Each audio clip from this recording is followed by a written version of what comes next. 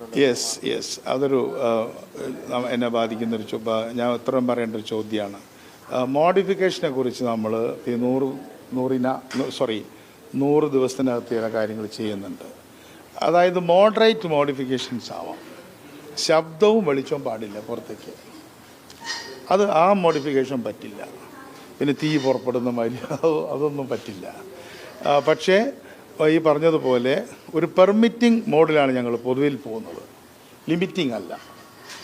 Comply ചെയ്യണം, സ്വയം limit ചെയ്യണം. പിന്നെ അങ്ങനെ മോഡിഫിക്കേഷൻ വരുത്തുന്നതിന് വേണ്ട ചില ചാർജുകൾ കാര്യങ്ങൾ അതൊക്കെ എൻ്റെ മൊഡാലിറ്റീസ് ആലോചിച്ചുകൊണ്ടിരിക്കുന്നു. കഴിഞ്ഞ സർക്കാർ കുറെ അധികം കണിശമായിരുന്നു. അതിൽ യുവാക്കളുടെ ഭാഗത്തുനിന്ന് വലിയ എതിർപ്പുണ്ടായിരുന്നു. ആ സമയത്താണ് ഇപ്പോഴത്തെ മുഖ്യമന്ത്രി ചെയ്തത്. പക്ഷെ ഇപ്പോ അതിശക്തമായ നടപടികൾ വരുന്നു എന്ന ആക്ഷേപമുണ്ട്. മിനിസ്റ്ററെ കണ്ടിട്ടുണ്ടാവും പല നടപടികളും. അങ്ങനെ ഒരു മിതത്വം വേണമെന്നുള്ള നിർദ്ദേശം വേണ്ടിയിട്ടുണ്ടോ? അല്ല, നമ്മളിപ്പോൾ ഈ 100 പരിപാടിയിൽ തന്നെ 100 ദിവസത്തെ പരിപാടിയിൽ തന്നെ മിതമായ പല കാര്യങ്ങളും പറയുന്നുണ്ട്. അതിന്റെ ഡീറ്റെയിൽസ് ഞാൻ പിന്നീട് അവർ പറയും. അതല്ല, ഇത്രയും ചെറിയ നിയമലംഘനങ്ങൾക്ക് തന്നെ പിഴ ഈടാക്കുന്ന അങ്ങനെ ഒരു കർശനമായ നടപടിയിലേക്ക് പോകുന്നുണ്ട് ഇപ്പോഴും. അല്ല, അത് ചെറുത് വലുത് എന്നുകൊണ്ട് നമുക്കിതിനെ കാണാൻ കഴിയില്ല. കാരണം ഇപ്പോൾ ഹെൽമെറ്റ് വയ്ക്കാതെ പോകുന്നത് ചെറുതാണെന്ന് പറയാൻ പറ്റുമോ? അത് അപകടമൊന്നും പറ്റിയിട്ടില്ലെങ്കിൽ അത് വളരെ ചെറുതാണ്. അപകടം പറ്റിയാതെ ഏറ്റവും വലുതുമാണ്. അപ്പോൾ അതുകൊണ്ട് ഈ റോഡെന്ന് പറയുന്നത് ഒരു വല്ലാത്തൊരു മരണക്കിണറാണ്. അതുകൊണ്ട് അല്ല, അത്തരം പ്രൊജക്ഷൻസ് ഒന്നും പാടില്ല. അതൊക്കെ ആക്സിഡൻറ്റിലേക്ക് നീങ്ങും. നമ്മളൊരു വണ്ടിയുടെ അപ്പുറത്തേക്കോ പോകാൻ പാടില്ല. അപകടമുണ്ടാക്കുന്നതോ അവർക്ക് അപകടമായതോ മറ്റുള്ളവർക്ക് അപകടമായിട്ടുള്ള മോഡിഫിക്കേഷൻ പറ്റില്ല. Especially sound. ഒരു ക്ലാരിഫിക്കേഷൻ ചോദിക്കാണ്. വണ്ടികളിൽ നമ്മൾ അതിന്റെ എയറോഡൈനാമിക്സ് ഒരു രൂപത്തിനൊക്കെ മാറ്റം വരുത്തുന്ന രീതിയിലാണ് പലരിടത്തും ഈ മോഡിഫിക്കേഷൻ. അതെ, അതൊക്കെ നമ്മൾ ശ്രദ്ധിച്ചേ ചെയ്യുള്ളൂ. അല്ല, നമുക്ക് എന്തും ചെയ്യാനുള്ള ലൈസൻസ് അല്ല, മറിച്ച് കുട്ടികളുടെയും അതുപോലെ തന്നെ ആളുകളുടെയും ഒക്കെ ചില ഇൻട്രസ്റ്റുകളുണ്ടല്ലോ. ഇപ്പോൾ ചിലത് മോഡലൊക്കെ മാറ്റുന്ന ആൾക്കാരുണ്ട്. ഇപ്പോൾ പഴയ വണ്ടിയായിരിക്കും, അത് കണ്ടാൽ പിന്നെ പുതിയ വണ്ടിയാണെന്ന് തോന്നും. അപ്പോൾ അങ്ങനെയുള്ള കാര്യങ്ങളൊക്കെ ഞങ്ങൾ മനസ്സിലാക്കുന്നുണ്ട്. അതൊക്കെ നമ്മുടെ ഒരു മോഡേൺ ക്രൈസിൽ ഭാഗമാണല്ലോ.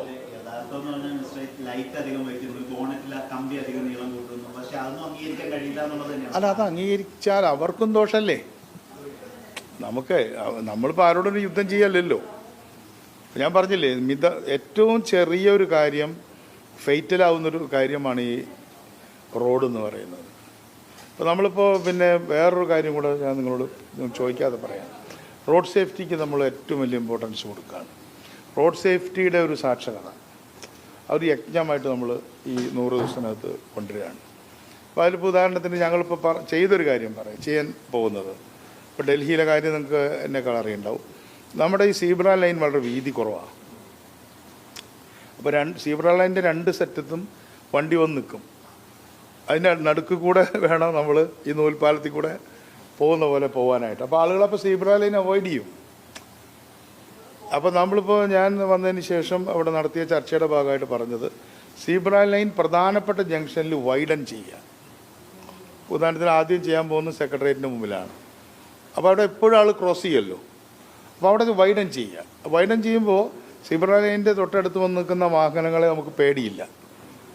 ഇനി അവർക്കും ഒരു സൗകര്യം നടുക്ക് കൂടെയാണ് ആൾക്കാർ പോവുക. പിന്നെ പെഡസ്ട്രിയൻസും കാൽനട യാത്രക്കാർക്കും അവരുടേതായിട്ടുള്ള ചില കാര്യങ്ങൾ അവർ പിഴയൊന്നും ഈടാക്കാനല്ല. ഇപ്പോൾ ഒരു സീബ്ര ലൈൻ കിടക്കുന്നുണ്ടെങ്കിൽ അതിലൂടെ പോകണം. അതേപോലെ തന്നെ ഈ ലൈറ്റ് ചില സ്ഥലത്തെങ്കിലും അത് വ്യാപകമാക്കണം. ഈ റോഡ് ക്രോസ് ചെയ്യാനുള്ള ലൈറ്റ് ഡൽഹിയിലൊക്കെ വ്യാപകമായിട്ടുണ്ടല്ലോ അല്ലേ? റോഡ് ക്രോസ് ഡാർക്ക് സ്പോട്ടുകൾ കൂടുതലാണെന്നുള്ളൊരു കാരണം അത് പറയാം. അല്ല, അത് മേജർ ഹൈവേയിൽ. ഞാൻ പറയുന്നത് ഈ ഹൈവേയിൽ മാത്രമല്ല മിനിസ്റ്റർ, അതായത് നമ്മുടെ നാട്ടിൻപുറങ്ങളിലെ റോഡുകളിൽ ഉൾപ്പെടെ അത് ലോങ് ട്രിപ്പ് വണ്ടികളുടെ കാര്യമാണ്. അത് ആലോചിച്ചിട്ടുണ്ട്. ഈ ബ്ലാക്ക് സ്പോട്ടുകളുണ്ടല്ലോ, ആ ബ്ലാക്ക് സ്പോട്ടുകൾ ഇന്നലെ വിശദമായ ചർച്ചയുണ്ടായിരുന്നു. അത് ഐഡൻറ്റിഫൈ ചെയ്തിട്ട് ചില ജിയോമെട്രിക്കൽ ചേഞ്ചസ് വരുത്തുന്നുണ്ട്. അതിപ്പോൾ ഈ 100 ദിവസത്തെ പരിപാടിയിലുണ്ട്. എല്ലാം നമ്മൾ കുറേ കാര്യങ്ങൾ ആലോചിച്ച് ബ്ലാക്ക് സ്പോട്ടുകൾ ഡിസ്കസ് ചെയ്തിട്ട് അത് ഐഡൻറ്റിഫൈ ചെയ്തിട്ട് അവിടെ ചെറിയ ചില മാറ്റം വരുത്തിയാൽ മതിയാവും.